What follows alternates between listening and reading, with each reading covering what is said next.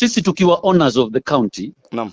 Stakeholders, we are supposed to be running the program. Sijui kama unanielewa. Hawa ndugu zetu wanachukuliwa on a daily basis wakipewa 10,000. Sasa hivi wewe ukinipigia, nimepokea simu ya Mr. Bado sasa hivi. Naam. Bado ananiambia mimi siko radhi na kinachoendelea. Mimi si mtu wa kuitwa kwa road show kupewa 10,000 ama 5. Niwe katika planning. Tujue katika hii planning tuna benefit vipi wasanii wetu kivizuri. Si peanuts, kivizuri. So unaniambia kwamba pia Mr. Bado amepigiwa kwenda kwenye road show? Amepigiwa kwenda kwa hiyo road show, lakini yeye kimpango wake ni kama decline kwa sababu ameona ni kutumiana vibaya. So na tunatumiwa vibaya kwa sababu gani? Tenda ni ya mtu, sisi locals tumeajiriwa kufanya kibarua, ambapo hiyo ni makosa. Tenda inafaa ipewe watu wa nyumbani na waandikane vibarua wenyewe wakiwa wanaimiliki hiyo tenda.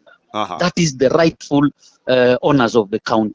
Kuna baadhi ya comment katika mitandao wasaji walikuwa wanasema sababu kuu ya P-Day kupinga hili swala ni kwa sababu yeye hajahusishwa. Niulize, Mr. Bado amehusishwa, si ndio? Mbona ananipigia kilalamika?